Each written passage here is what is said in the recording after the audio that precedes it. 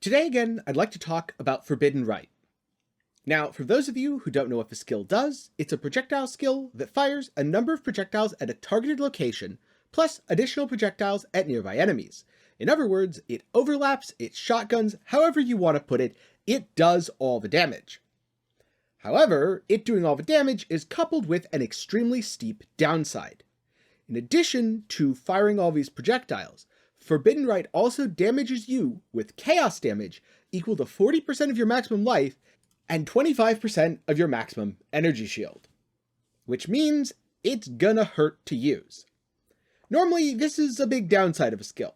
It's why so many people play Forbidden Rite Totems over self-cast.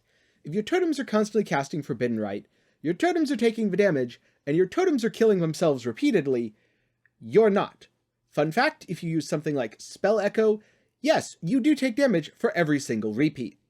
Which means on self-cast Forbidden Rite, even with Divine Flesh and 90% Chaos Res, you can easily end up inflicting self-damage over 1000 per second. Which is really good if you want to cast a bunch of spells with cast when damage taken to proc for lifesteal. It's also really scary when you're fighting a boss. This is why it's so difficult, practically speaking impossible, to make a hybrid version. You lose all the extra scaling from Divine Flesh, and you take even more damage because your combined life and ES pool is even larger than just a life pool or just an ES pool. This video was brought to you in part due to the generous support of my YouTube channel members and patrons. More about how you can support at the end of the video, but if you want to help for free, you can do so by feeding the algorithm gods and leaving a like on the video, or turning on bell notifications so that you see whenever I upload. But remember how I said Forbidden Rite does all the damage. So what about CI? This was one of my two initial theory crafts along with totems when I saw the skill before release. People said the damage is going to be too low. Remember, overlapping, shotgunning, projectile. The base damage causes you to hit with 3 projectiles even if you don't have any additional projectile scaling because of +1 from firing at nearby enemies and +1 from a Helm enchant. So this is where we get into some interesting stuff. If you're CI, Forbidden Rite doesn't damage you. It does hit you though. The damage you take from using Forbidden Rite is not a sacrifice, it's not a loss, it's not a cost. It is a hit. And this means you can abuse it. It means you can't use Fragile Bloom. Your stacks will get knocked off as soon as you cast. And unfortunately, you don't seem to be able to block the hits, so no life gain on block abuse, as much as that does pain me, as gain on block is exactly what my character has as one of its defensive layers. So what can you do? Well, first of all, you can get endurance charges. It's no problem. Just add Enduring Composure or Endurance Charge if you've been hit recently, and well, every time you cast, you've been hit recently. So you get free endurance charges, which makes it super easy to run Immortal Call for additional damage mitigation. Most interestingly, you can also use Anomalous Arctic Armor. Since you're hitting yourself, you get to spam freezes onto nearby enemies. You can further expand this with ailment supports. It's probably not worth the mana to do that. You can, however, toss in a Blast Freeze to cause those freezes to proliferate even farther among nearby enemies.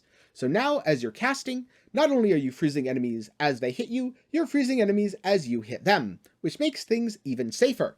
Quite often, when I am fighting a Metamorph, I will set up by blasting a bunch of projectiles into it, and it will freeze off the start of a fight, making it far easier to take the creature down. These are just a few of the new and interesting mechanical interactions which are enabled because Forbidden Rite hits you rather than causing you to sacrifice or lose life and ES, like most previous skills have. Now, this isn't the only one. Bone Shatter does have a similar self-hit mechanic, but in Bone Shatter's case, it's a little bit more complicated. It's certainly not as easy to just toss into a build, because unlike Forbidden Rite, which the downside can be completely negated by CI, you will have to do something to mitigate the damage Bone Shatter does to you. You also can't do something like cast on damage taken Bone Shatter, because Bone Shatter is an attack and not a spell. The Anomalous Arctic Armor trick is really cool, and I'm sure there's some really cool thing that Joseph is going to end up doing involving Forbidden Rite and a lot of cast on damage taken links, since, after all, you can trigger them incredibly reliably.